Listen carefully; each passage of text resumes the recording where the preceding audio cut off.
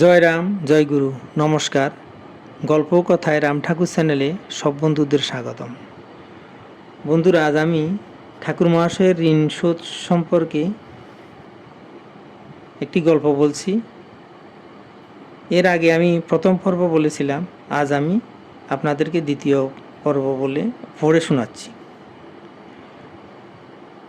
প্রথম পর্বের পর পথে চলতে চলতে প্রভাতচন্দ্রের ক্ষোভ দূরীকরণের জন্য ঠাকুর মহাশয় বলতে লাগলেন, উপনয়নের বছরখানেক আগে তিনিও তাহার যমজ সহোদর লক্ষণের স্কুল বা পাঠশালায় তো যাতায়াত ছিল না আর 5 জনের মতো। সকাল বিকেল তারা দুই ভাই বনে বাদারে মাঠে ঘাটে খালি ঘুরে বেড়াতেন, মায়ের উৎকণ্ঠা উপেক্ষা করেই। শ্রান্ত ক্লান্ত তাদের দুই ভাইকে জননী কমলা দেবী স্নান করিয়ে আনতেন পুকুর ঘাট থেকে। খেতে দিতেন দুই ভাইকে নিজের দু চোখের স্নেহদ্বীপ জেলে। মধ্যাহ্নে বাড়ির সকলে যখন বিশ্রামে রত, দু ভাই আবার বেরিয়ে পড়তেন, ঘুরতেন গ্রাম থেকে গ্রামান্তরে, পথ থেকে প্রান্তরে। এমনি এক বিকেল বেলায় তিনি ও তাহার ভাই লক্ষণ দেখলেন, পার্শ্ববর্তী গ্রামের এক মাঠে এই ভদ্রলোক অতিকায় ঢাউসগুড়ি মোটা টন সুতোর সাহায্যে আকাশে উড়িয়ে দিয়েছেন। সেই মাঠে বালক ছাড়াও অনেক যুবক ও বৃদ্ধরা জড়ো হয়েছে। অপূর্ব এই ঘুড়ি উড়ানো দেখে ঠাকুর মহাশয় ও লক্ষণ ঠাকুর আনন্দে অন্য অনেক বালকের সঙ্গে নাচতে আরম্ভ করলেন। পরে ঘুড়িটি যেদিকে উঠছে সেদিকে ছুটতে লাগলেন। পরপর কয়েকদিনেই এই ঢাউসগুড়ি উড়ানো দেখতে যেতেন এই দুই ভাই, এবং ঘুড়ির সঙ্গে তারাও ছুটতেন। এমনি একদিন ঢাউসগুড়ির ভোঁ শব্দের মধ্য থেকেই ঠাকুর মহাশয় শুনতে পেলেন অশ্রুতপূর্ব ওঙ্কার নাদ। পরপর কদিনে ঢাউসগুড়ির উড়ানোর শব্দের মধ্য থেকে তিনি আরও কয়েকবার ওঙ্কার ধ্বনি শুনতে পান। এই ভদ্রলোক ঢাউসগুড়ি উড়িয়েছিলেন তার ছোটবেলায়, সেখান থেকে ঠাকুর মহাশয় প্রথম ওঙ্কার নাদ শুনতে পান। সুতরাং এই ভদ্রলোকের কাছে ঠাকুর মহাশয় ঋণী, তাই তিনি তাহাকে প্রণাম করেছেন। এবার প্রভাতবাবুর দিকে একটু তাকিয়ে বললেন, আপনার তো ওনার কাছে কোনো ঋণ নাই, তবে কেন ওনারে আপনি প্রণাম করবেন? ঠাকুর মহাশয় তাহার নির্দিষ্ট কর্মসমাপন করে একটু বেলাতে ফিরে এলেন। প্রভাতচন্দ্রকে নিয়ে তাহার তৎকালীন বাসাবাড়িতে 2 সংখ্যক মদন দত্ত লেনে চায়ের চামচের 3 চামচ দুধ গ্রহণ করে তিনি শয্যায় বসলেন।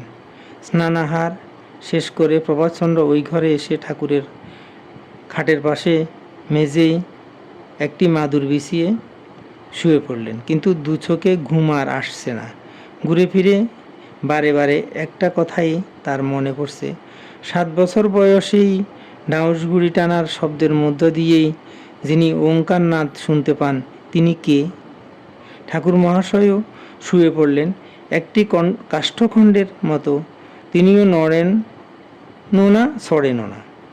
আর প্রভাতচন্দ্র বিস্ময়ের ঘোরে শুধু এপাশ ওপাশ করছেন। নিদ্রা অনেক দূরে সরে গেছে তার। ভাবছিলেন, বিকেলবেলায় ঠাকুর মহাশয় যখন ওই ভদ্রলোকের বাড়ি যাবেন, তখন কি ঠাকুর মহাশয় তার সঙ্গে তাহাকে নিবেন? যদি হয় তাহলে আরও কিছু হয়তো জানা যেতে পারে। বাড়ির ভেতর গিয়েছিলেন প্রভাতচন্দ্র। ধূমপান সেরে যখন এলেন, তখন ঠাকুর মহাশয় বিছানার উপর বসে আছেন। প্রভাতচন্দ্রকে দেখে ঠাকুর মহাশয় জানতে চাইলেন, বিকালে তার কি কোনো কাজ আছে? না হলে তিনি তার সঙ্গে ওই বাড়িতে যেতে পারেন। আশা এত সহজেই সুফল দেবে দেখে প্রভাতচন্দ্র উৎফুল্ল হয়ে বললেন, কোন বাড়িতে? আপনার মহাজন দাদার বাড়িতে তো?